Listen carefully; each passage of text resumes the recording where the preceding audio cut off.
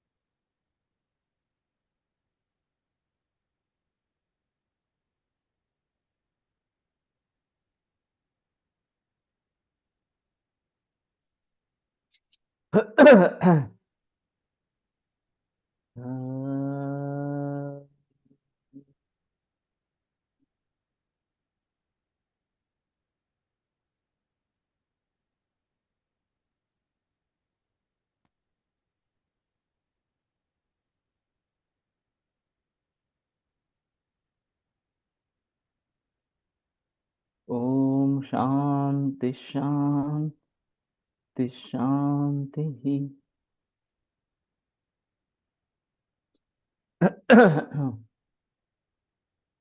त्रिविधम् औषधम् इति दैवव्यपाश्रयं व्यक्तिव्यपाश्रयं सत्त्वावजयश्च। तत्र दैवव्यपाश्रयं मन्त्रौषधमणिमङ्गलबलि उपहार होम नियम प्रायश्चित्त उपवास स्वस्थ्ययन प्रणिपातगमनादि युक्तिव्यपाश्रयं पुनः आहार औषध द्रव्याणां योजना सत्त्वावजयः पुनः अहितेभ्यो अर्थेभ्यो मनोनिग्रह।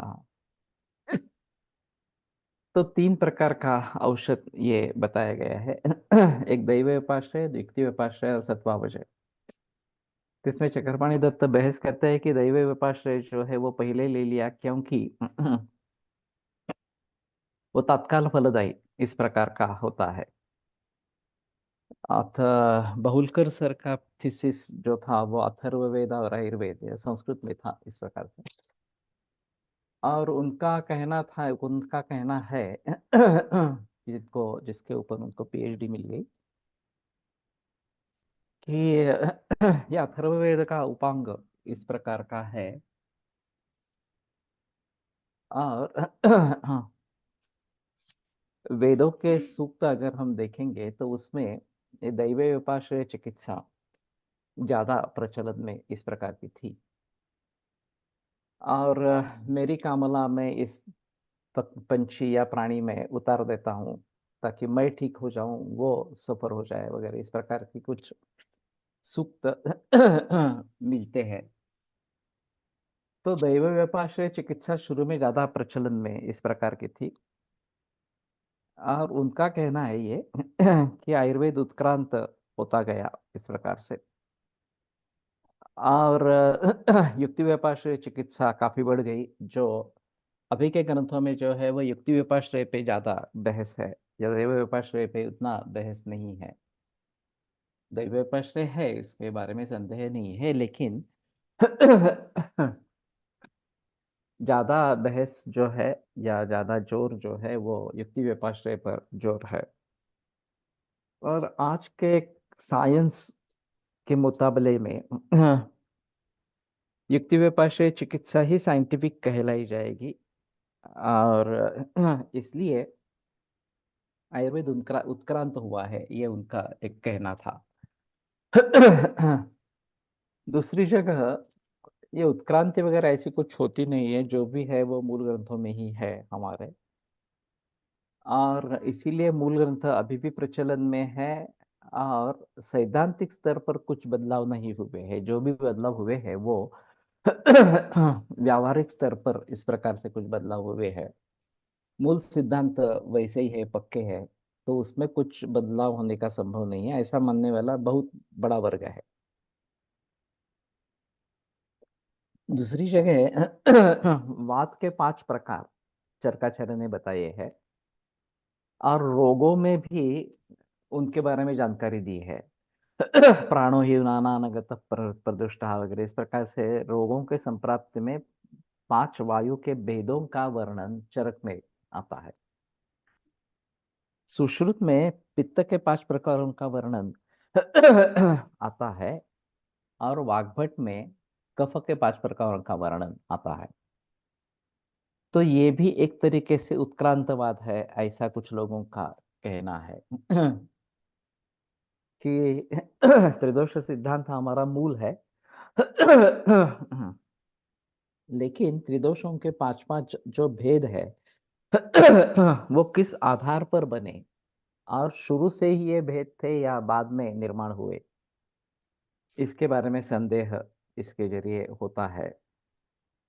और कुछ लोग मानते हैं कि हाँ, इसलिए ये उत्क्रांत हो रहा है, उत्क्रांत हो रहा है तो जीवित है, अगर उत्क्रांत नहीं हो रहा तो मृत जैसा दिखाई देगा।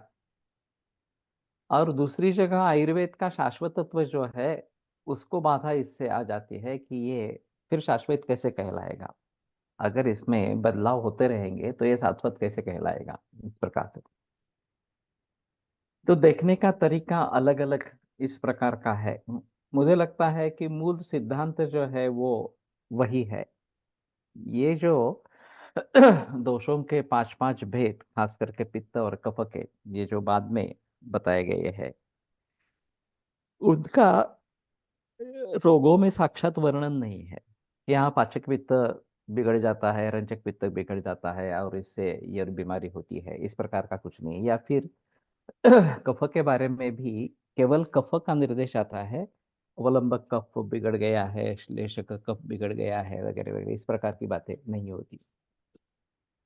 तो उसके आधार पर कुछ कहते हैं कि नहीं, इसमें बदलाव नहीं आए हैं इस प्रकार से।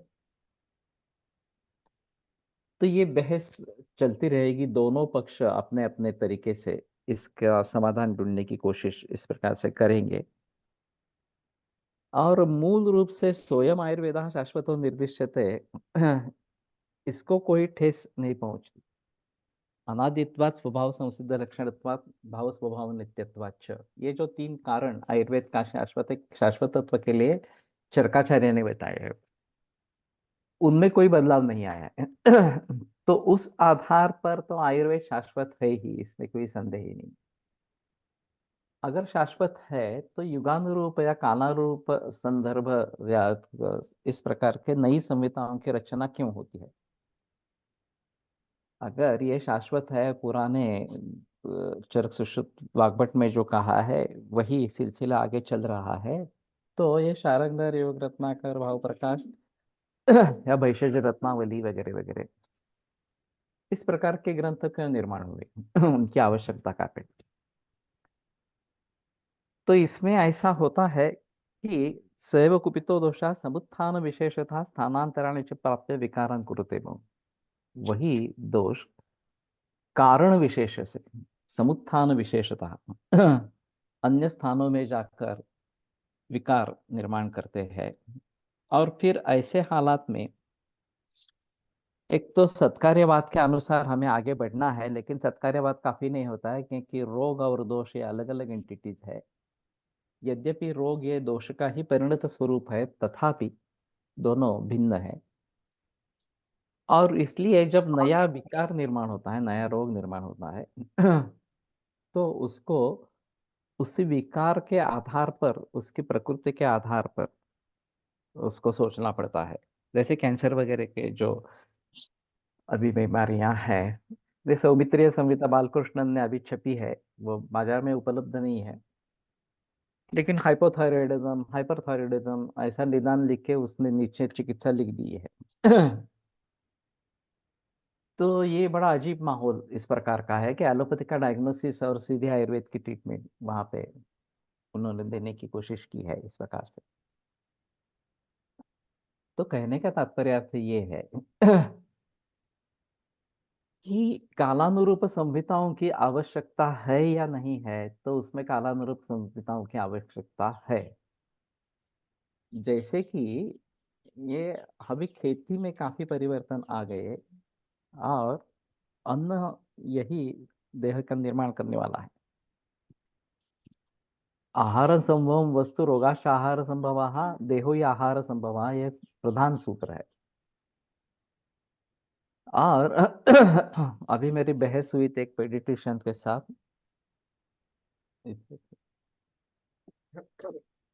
तो उनका कहना था कि एलोपैथी में इसके बारे में कुछ सोच है ही नहीं। आहार का शरीर से या रोग से किस प्रकार का संबंध है, इसके बारे में कुछ भी विचार एलोपैथी में नहीं है। मैंने सुना था कि अमेरिका में एमबीबीएस करिकुलम में केवल 2 clock hours diet and nutrition पर रखे गए हैं। और अभी जो डाइटिशियन बनते हैं वो एक अलग ही तरीका है। होम साइंस में सब्जेक्ट लेके ये डाइटिशियन बन जाते हैं इस प्रकार से, न्यूट्रिशन एंड डाइटिशियन। तो आधुनिक वैद्य जिस तरीके से आगे चल रहा है, वो सिम्टोमेटिक रिलीफ के आधार पर आगे चल रहा है, और पूरी ऑर्गेनिक केमिस्ट्री को उन्होंने अपना लिया। और जिस ड्रग की जो खासियत पाई, एस्पिरिन की खासियत पाई कि एंटीपायरेटिक है, एनाल्जेसिक है, तो शुरू में संधिवात में उसका प्रयोग शुरू हुआ, ज्वर में प्रयोग शुरू हुआ, एंटीकोएगुलेंट है पता चलने पर हृदरोग में उसका प्रयोग शुरू हो गया। इस प्रकार से एक किसी स्पेसिफिक एक्टिविटी को लेकर जहां उस एक्टिविटी की आवश्यकता है वहां इस प्रकार से करना, ये एलोपैथी में अभी अभी भी चल रहा है, यही इसी तरीके से आगे चल रहे हैं वो। और उसके बाकी इफेक्ट्स क्या है, वो कैसे टाले जा सकते हैं वगैरह वगैरह बारे में कुछ भी बहस नहीं है। इसके लिए ये देना है, इसके ये साइड इफेक्ट्स होते हैं, उसके लिए ये देना है, उसके साइड इफेक्ट्स होते हैं, उसके लिए ये देना है, ये इसी प्रकार की बात चलती, सिलसिला चलता रहता। तो कहने का तात्पर्य अर्थ ये है कि आधुनिक वैद्यक और आयुर्वेद, इसमें वैधर्म्य किस बात का है? तो आयुर्वेद में सर्वांगीण विचार है, ये सबसे अहम मुद्दा इस प्रकार का है। और कारणों का जितना विचार आयुर्वेद ने किया है, उतना किसी भी अन्य शास्त्र में नहीं किया है। होम्योपैथी में भी सिम्टम्स के आधार पर चिकित्सा होती है, लेकिन कारणों को ढूंढने का प्रयास नहीं होता। तो कहने का तात्पर्य अर्थ ये है कि आयुर्वेद सर्वांग परिपूर्ण इस दृष्टि से है, फिर भी जैसे बदलाव आते रहते हैं, खेती में ये बदलाव आ गया इस प्रकार का, और फिर नगरों की संख्या बढ़ने लगी, देहातों में पहले सब काम चलता था। तो ये अर्बनाइजेशन के जरिए काफी मुसीबतें निर्माण हुई, केमिकल इंडस्ट्रीज का उदय हुआ तो ये फिर पोल्यूशन की बढ़ गई, पोल्यूशन बढ़ गया इस प्रकार से। शहरों के लिए पानी मिले, जल मिले, इसके लिए बड़े बड़े डैम बांधे गए। उसके जरिए फिर ये भूकंप वगैरह ये भी बातें होने लगी, और सिर्फ नगरों के लिए ही ये सुविधाएं देनी है, इस प्रकार की बात हो गई। और फिर पोल्यूशन बढ़ता गया इस प्रकार से, और उसके जरिए काफी नुकसान होता रहा। तो कहने का तात्पर्य अर्थ है ये व्यसनाधीनता भी बढ़ गई वगैरह वगैरह, काफी चीजें हैं कि जिसके जरिए ये, और इलेक्ट्रिसिटी के जरिए रात का दिन हो गया। और हमारी जीवन शैली जो निसर्ग के नियमों के अनुसार थी, उसमें काफी बदलाव आ गए। तो कहने का तात्पर्य अर्थ ये है कि कारण विशेष, कारण अगर बदल जाते हैं तो कार्य बदलना ही है। तो नए नए विकार उभर आ रहे हैं, और उनके बारे में कैसे सोचे, ब्लड प्रेशर है, थायराइड है, कैंसर है, या और कुछ सभी बीमारियां हैं। कि मूल सिद्धांतों के अनुसार या उनके आधार पर इन सभी के बारे में कैसे सोचे, ये बड़ी समस्या अभी है। और मूल रूप तक हम नहीं जाएंगे, केवल ऊपर ऊपर इस प्रकार के कुछ चिकित्सा द्रव्य बता देंगे तो ये समाधान नहीं होगा, क्योंकि जब तक कारणों का एहसास नहीं होता, कारणों में बदलाव नहीं लाएंगे, तब तक इसमें बदलाव नहीं आएगा। इस प्रकार नैसर्गिक खेती या ऑर्गेनिक खेती इसी से उसका जन्म हुआ है, और वो अभी धीरे धीरे ही सही लेकिन बढ़ रही है इस प्रकार से। तो वास्तव में लॉजिकल ट्रीटमेंट जो है वो युक्ति व्यपाश्रय है। और युक्ति भी आयुर्वेद की एक खासियत है, क्योंकि यहाँ वन टू वन रिलेशनशिप नहीं है, मेनी टू वन इस प्रकार की रिलेशनशिप है। बहुत सारे भावों को ध्यान में रखते हुए उससे निर्माण होने वाला जो कार्य है उसको भली भांति समझना, यथार्थ ज्ञान होना उसका, ये युक्ति व्यपाश्रय में अपेक्षित है। और फिर ये काफी मामला मुश्किल है, क्योंकि हमें यथार्थ ज्ञान होना है, ये तो प्रमाण है, युक्ति है, प्रमाण है इस प्रकार से। तो ये काफी मुश्किल मामला हो जाता है। एलोपैथी में वन टू वन रिलेशनशिप पर ज्यादा बहस की जाती है, और उसी के नतीजे आधार पर कुछ फॉर्मूले वगैरह बनाए जाते हैं, और फिर उसके आधार पर उसकी चिकित्सा प्रचलन में आ जाती है। तो कहने का तात्पर्य अर्थ ये है कि ये बहुत बड़ा मुद्दा है कि आयुर्वेद में बदलाव चाहिए या नहीं चाहिए, नवी संहिता होनी चाहिए या नहीं चाहिए। तो उसमें संदेह की बात नहीं, नई संहिता होनी चाहिए। वाग्भटाचार्य जब कहते हैं कि ते अर्थास्य ग्रंथबंधश्च संक्षेपाय क्रमोन्यथा, इस प्रकार से वाग्भट ने कहा, लेकिन आगे योग रत्नाकर, भाव प्रकाश, इसमें तो काफी अलग ही माहौल है। कारण का विचार लुप्त प्राय जैसा हो गया है, और नए नए रोग, अम्लपित्त, अम्लवात वगैरह इस प्रकार के रोगों के कुछ हद तक निदान पंचक देने की वहां पे कोशिश की है। लेकिन फिर भी ज्यादा बहस औषधियों की है। और यही सिलसिला भैषज रत्नावली वगैरह आगे वाले ग्रंथों में दिखाई देता है, या सौमित्र संहिता में दिखाई देता है, कि अभी की जो समस्याएं हैं उन समस्याओं का सीधा निराकरण किस प्रकार से किया जा सके, इसके बारे में बहस होती रहती है इस प्रकार से। और मूल तत्व ज्ञान में जाने की किसी को आवश्यकता नहीं लगती। तो ये गंभीर मामला है, क्योंकि जब तक हम मूल तक नहीं जाएंगे, सर्वांगीण दृष्टि से विचार नहीं करेंगे, तब तक चिकित्सा अधूरी रहेगी। युक्ति प्रमाण हमारा एक महत्वपूर्ण पूर्ण प्रमाण है, और इसलिए युक्तियोपाश्रय चिकित्सा को ज्यादा से ज्यादा बहस मिलनी चाहिए। हाँ, जहाँ आधिदैविक इस प्रकार के कुछ कारण है, और वहाँ उसकी आधिदैविक चिकित्सा करनी है, दैव उपाश्रय चिकित्सा करनी है, वो एक छोटा हिस्सा है मरीजों का, कि जिसमें दैव उपाश्रय चिकित्सा की जरूरत पड़ती है। अब सत्वावजय जो है, पुनः हितेभ्य अर्थेभ्य मनोनिग्रह, इतना ही सत्वावजय कहा गया है। हित में रुचि होना ये एक अलग बात है, कम से कम अहित जो है उसको टालो, ये सत्वावजय में आवश्यक इस प्रकार का है। तो चित्तवृत्ति निरोध यही है। ये केवल चित्तवृत्ति निरोध अहित अर्थों के बारे में बता रहे हैं, और योग में सभी प्रकार के चित्तवृत्तियों का निरोध है। तो मन का निग्रह करना ये आवश्यक बात इस प्रकार की रहेगी। इसमें दो हिस्से हैं, एक तो हमें अहित के बारे में पता होना चाहिए कि ये अहित है, ये प्रज्ञापराध है, वगैरह वगैरह इस प्रकार से।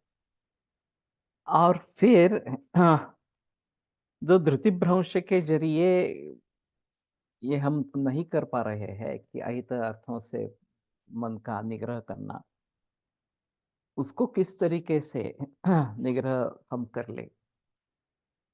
तो योग का जो मार्ग है कि चले बाते चलम चित्तम निश्चले निश्चलम भवेत। अगर प्राणायाम के जरिए वात का चलत्व कम हो जाता है तो मन का भी चलत्व कम हो जाता है और फिर उसके ऊपर काबू पा सकते हैं। तो मैं जो आयुर्वेद और योग दोनों को जोड़ना चाहता हूँ, तो यहाँ कई के ऐसे प्रकार के स्थल है, संदेह ये समान इस प्रकार के है कि इसके आधार पर हम दोनों को जोड़ लेंगे। जैसे एक पुष्ट शाखा गति के बारे में मैंने कहा, जिक्र किया, उसी प्रकार से सत्वावजय चिकित्सा ऐतेभ्य अर्थेभ्य मनोनिग्रह, इसमें भी योग का जोड़ हो सकता है इस प्रकार से। और युक्तिभाषण पुनः आहार औषध द्रव्याणाम योजना, आहार और औषध द्रव्यों की योजना, इसमें विहार के बारे में कुछ लिखा नहीं है, लेकिन उपलक्षण करके, आहार उपलक्षण करके विहार के बारे में भी सोचेंगे तो उसमें भी योग व्यायाम ये बातें आ सकती है इस प्रकार से। और रोग बहुकारण योगजन्य भाव है और चिकित्सा भी बहुकारण योगजन्य भाव है। तो इनका तालमेल अच्छी तरीके से अगर हो जाता है, हाँ, तो निश्चित रूप से हम युक्तियोपाध्याय से रोगों की अच्छी चिकित्सा करेंगे। अब ये मामला काफी गंभीर है, काफी मुश्किल इस प्रकार का है। विमल विपुल बुद्धेरपि बुद्धिमाकुली कुर्युः किम पुनः अल्प बुद्धे। अगर इन सभी भावों के बारे में हम सोचना चाहते हैं तो जिसकी विमल विपुल बुद्धि है वो भी, उसकी भी बुद्धि व्याकुल हो जाती। तो अल्प बुद्धि वालों की क्या कथा इस प्रकार से। तो यहाँ मैं समझता हूँ कि कंप्यूटिंग का जरूर रोल है। आर्टिफिशियल इंटेलिजेंस, ये जो बात कही जाती है अभी, काफी बोलबाला है। तो आपके सामने जितने भी भाव है उन सभी को हम ला सकते हैं। और फिर आर्टिफिशियल इंटेलिजेंस लगा के बेहतर मार्ग कौन सा होगा इसके बारे में दिग्दर्शन कर सकते हैं। लेकिन अंतिमतः निर्णय आपको ही लेना है और वो गलत हो सकता है। लेकिन फिर भी जो भाव, जिन भावों के बारे में हमने सोचा ही नहीं था वो भी सामने आ जाएंगे, तो गलतियां कम होगी। और फिर उसमें से भी किस मार्ग पर भर देना है, किस मार्ग को चुनना है, यह अगर हम बता सकेंगे तो ज्यादा बेहतर इस प्रकार का रहेगा। और हमारी चिकित्सा जो है वो ज्यादा से ज्यादा बराबर इस प्रकार के आने लगेगी। तो अभी हम तो डायग्नोस्टिक ट्रीटमेंट सॉफ्टवेयर बना रहे हैं, जो पहले भी त्रिस्कंध कोश के बारे में बना था। तो प्रातिपदिक कोश में इसका काम चल रहा है। तो इसमें जितने भी सारे विकल्प आएंगे तो विकल्पों के बारे में सोचना, और कौन सा विकल्प ज्यादा बेहतरीन है या जिसके बारे में ज्यादा सोचना है, इसके बारे में भी एआई, आर्टिफिशियल इंटेलिजेंस कुछ मार्ग दिखा सकता है। तो हम सोच रहे हैं उसके जरिए कैसे करेंगे। औषध कोश का जब निर्माण हुआ और जब ये ट्रीटमेंट सॉफ्टवेयर बना, तो मैं सोच रहा था कि कौन सा वर्गीकरण स्वीकारूं। औषध के बारे में विभिन्न प्रकार के वर्गीकरण है। दोष प्रत्यनेक, हेतु प्रत्यनेक, उभय प्रत्यनेक, ये भी एक वर्गीकरण उस प्रकार का है। या फिर ये सत्वावजय वगैरह, दैवोपाश्रय, युक्तिपाश्रय, ये भी एक वर्गीकरण इस प्रकार का है। संप्राप्ति भंग करना ही चिकित्सा है, ऐसा भी एक आता है सूत्र। तो मैंने ये सूत्र पकड़ लिया कि मूल रूप से दैव व्यपाश्रय, युक्ति व्यपाश्रय, सत्वावशय, ये चिकित्सा का ढांचा रहेगा। अब दैव व्यपाश्रय का स्कोप काफी कम है, लेकिन जहां पे निर्देश है वहां पे वो दैव व्यपाश्रय बताएंगे। बाकी पूरा जो है वो युक्ति व्यपाश्रय से भरा हुआ है। अब मन एक आयुर्वेद का या जीवन का हिस्सा है। शरीरेन्द्रिय सत्वात्म संयोगो धारी जीवितम नित्यकष्टानुबंधश्च पर्यायरायुरुच्यते। तो जीवन में शरीर, इंद्रिय, मन और आत्मा, ये चारों चीजें चाहिए। अब मन का सहभाग कहाँ कहाँ पे कैसे होता है, उन्माद अपस्मार या मानसिक विकारों के बारे में या तत्वाभिनिवेश वगैरह जो है वो स्पष्ट रूप से हमें वहां पे दिखाई देता है। लेकिन आगंतरन्वेति निजम विकारम निजस्तथा आगंतुमपि प्रवृद्धः। तो शरीर बिगड़ जाता है तो मन भी बिगड़ जाता है, मन बिगड़ जाता है तो शरीर भी बिगड़ जाता है। और कामक शोक वगैरह जो है वो सब आगंतु व्याधि इस प्रकार के बताए गए हैं। तो कई रोगों में ये शुरू में होते हैं और बाद में शारीरिक बीमारी निर्माण होती है। और कई रोगों में पहले शारीरिक होते हैं और फिर उससे ये भाव बदलते रहते हैं। और चिड़चिड़ापन, गुस्सा होना वगैरह वगैरह, या शोकमग्नता वगैरह वगैरह, इस प्रकार की बातें होना, ये होता रहता है। तत्रानुबंधम प्रकृति च सम्यक ज्ञात्वा ततः कर्म समारभेत। तो मूल क्या है, अनुबंध क्या है, ये देखकर फिर कर्म करना है, ऐसा चरकाचर्य का निर्देश है। तो सत्वावजय का एक अहम रोल है। प्रज्ञापराध के बारे में काफी बहस की गई है। फिर वो उसको प्रैक्टिकल लेवल पर कैसे लाना, ये बड़ी समस्या है। जनस्याशयम् आलक्ष्य यो यथा परितुष्यति तं तथैवानुवर्तयत पराराधन पंडितः। एक पराराधन पंडित इस प्रकार के वैद्यों की कैटेगरी एक है कि जो दूसरों की आराधना करने में कुशल है, उसको मनवाने में कुशल है, इस प्रकार से। अब बात यह है कि जब तक हम उसके मनस्थिति में नहीं जाते हैं, उसके परिस्थिति में नहीं जाते हैं, तब तक वो इस प्रकार से विचार क्यों कर रहा है ये बात ध्यान में नहीं आती। ये गलत विचार है ये तो हमें मालूम होता है, लेकिन फिर भी ये गलत विचार ये आदमी क्यों कर रहा है, हमारे इतने समझाने के बावजूद भी उसमें परिवर्तन क्यों नहीं आ रहा, ये एक अहम मुद्दा इस प्रकार का बन जाता है। और ऐसी अवस्थाओं में वो किस तरीके से समझ सके, उस तरीके से हमें समझाना है। परा आराधना पंडित इस प्रकार के, और उसका आशय क्या है ये समझकर फिर इसमें गलती किस प्रकार की है ये उसको दिखा देना, ये आवश्यक इस प्रकार का हो जाए। ये काफी मुश्किल मामला है। मैंने एक उदाहरण बताया था, एक बार दोहराता हूँ फिर से, कि एक 55-60 बरस की औरत, बीपी फ्लक्चुएट हो रहा है, शुगर कम ज्यादा हो रही है, नींद नहीं आ रही है वगैरह, इस प्रकार की कंप्लेंट्स थी। हर एक के लिए एलोपैथी ने दवा देने की कोशिश की थी लेकिन फायदा नहीं हो रहा था। 2 बरस ऐसे चले गए। तो मुझे दिखाने के लिए आए।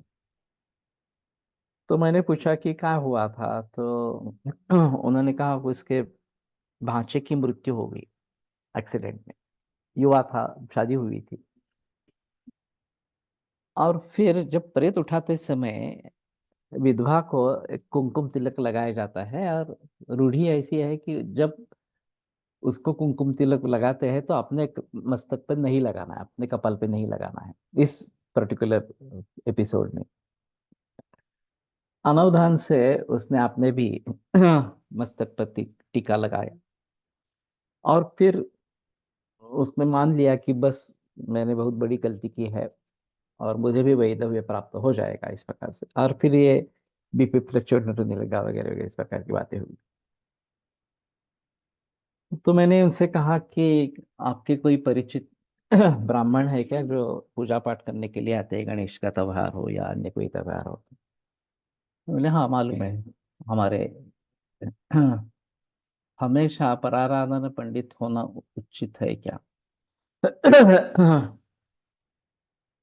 हमेशा हो सकेंगे नहीं हो सकेंगे अलग बात है। हर एक की सिचुएशन अलग अलग इस प्रकार की होती है, और उसके बारे में हमें जानकारी नहीं होती, उसके बारे में सोचना भी काफी मुश्किल इस प्रकार का हो जाता।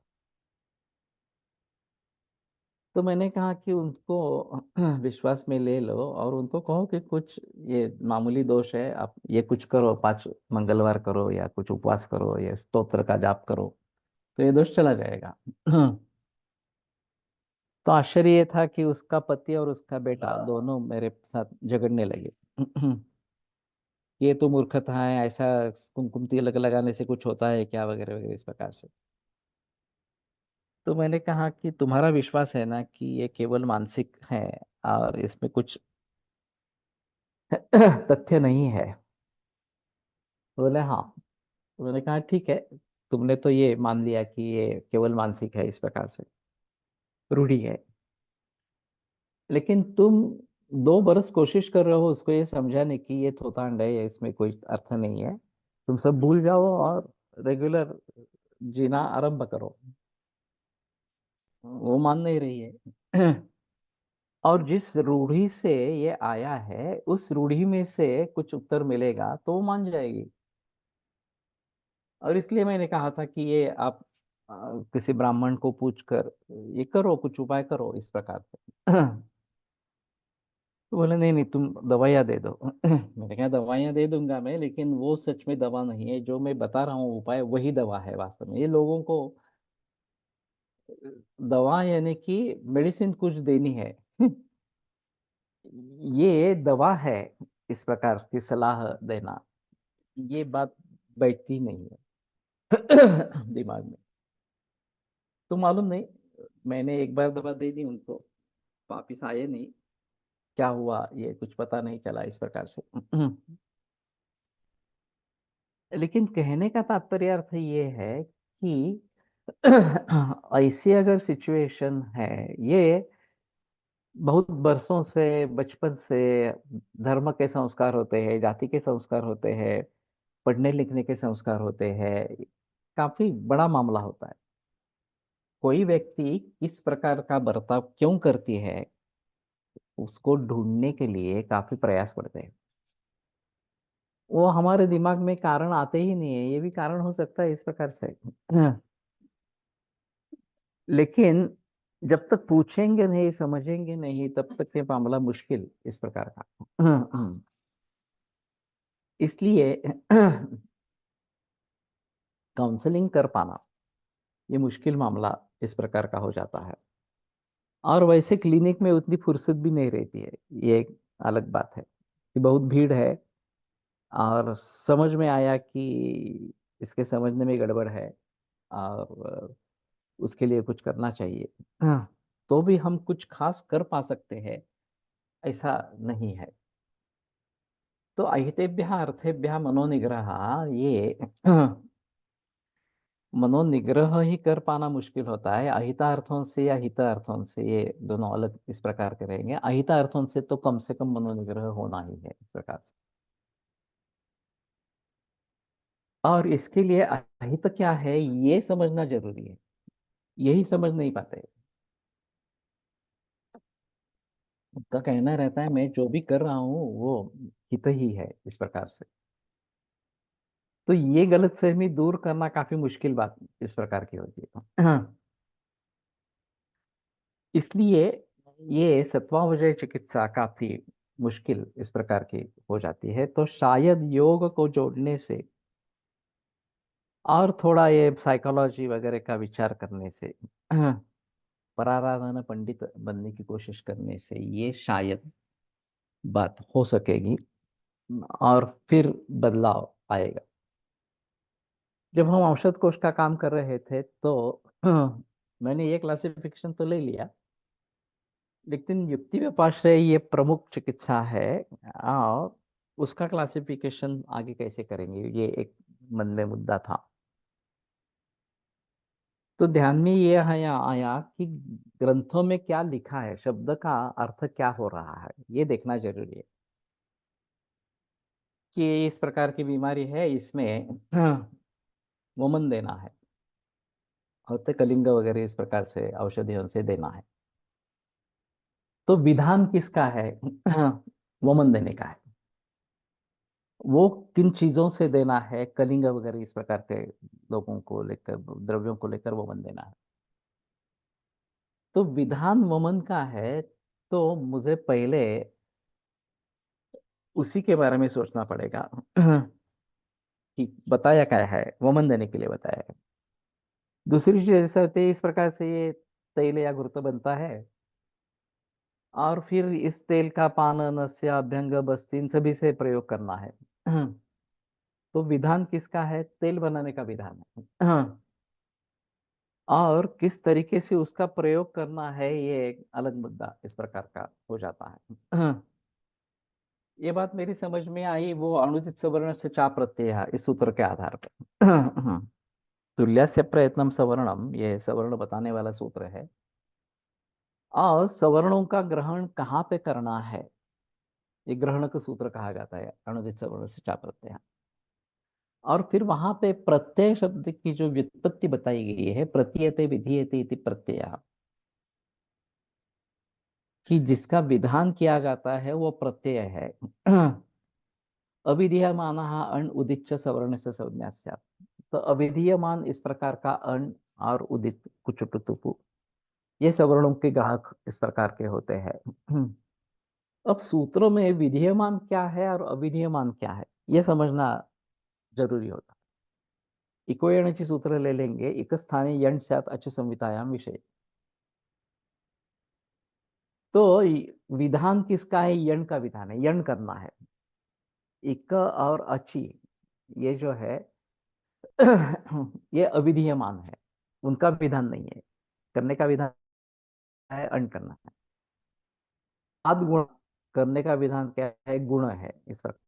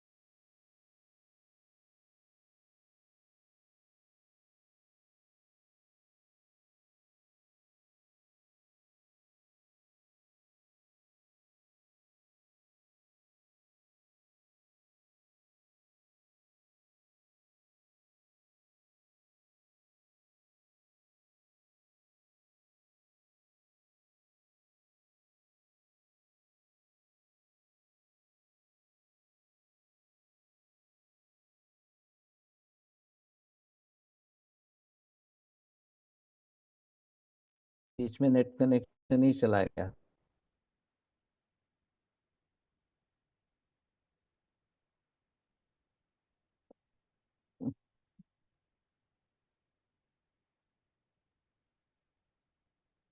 तो विधीयमान क्या है? वमन देना विधि में विधीयमान है, या फिर तेल बनाना विधीयमान है, वगैरह वगैरह इस प्रकार से। तो हमें क्या करने के लिए बोल रहा है, ये सबसे मुद्दा।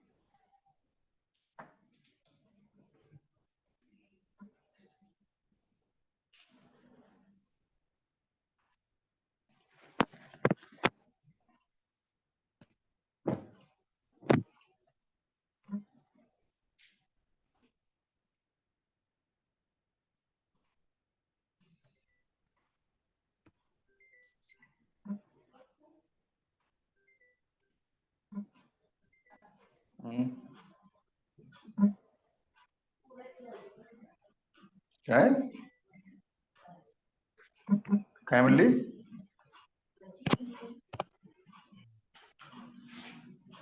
वातावरण असं झालेले, वातावरण तर असं आहे, काही खूप भुकीचं नाही राहू.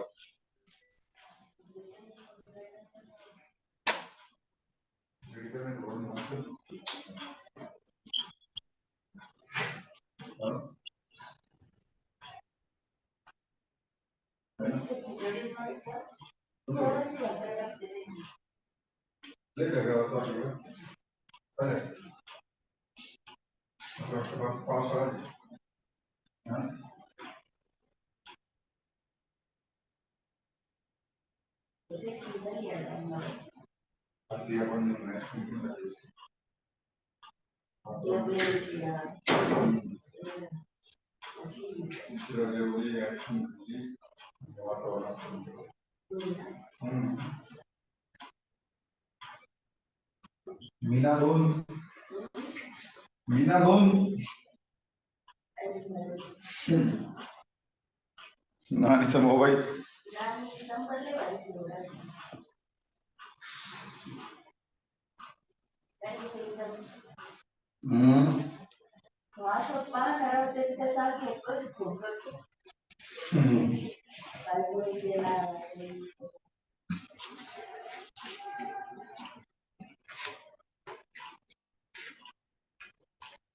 काळी ट्रॅक पॅन्ट घालू तुझी. आता काय आहे तू कधी वापरायचं कधी नाही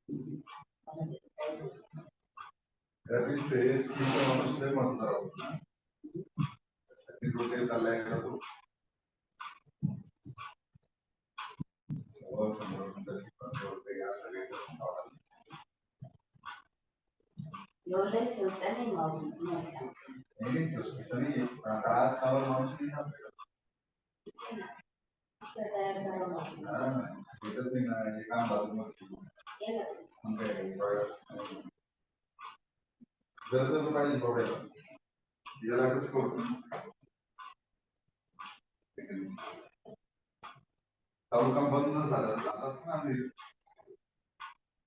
लेडीज मध्ये पाया होत्या.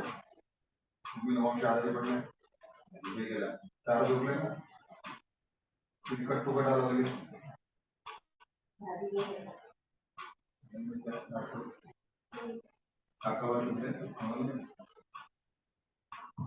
चार जण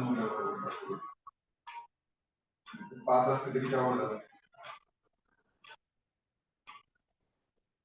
6 ठेवून एक जेंट्स मध्ये पण तुम्हाला 5 थेरपिस्ट करणे बाहेर असा माणूस ठेवणे की तो पेट्रोलला जाईल. आपल्याला कसं आपला स्टाफ मेंटेन ठेवायचं. टीचर सारखे आहे, टीचिंग स्टाफ ते रोज इन्स्पेक्शन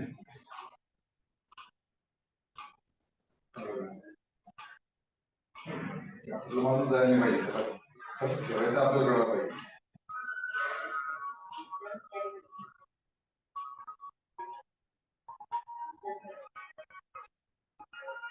जायचं ठेवायचं लवकर जायचं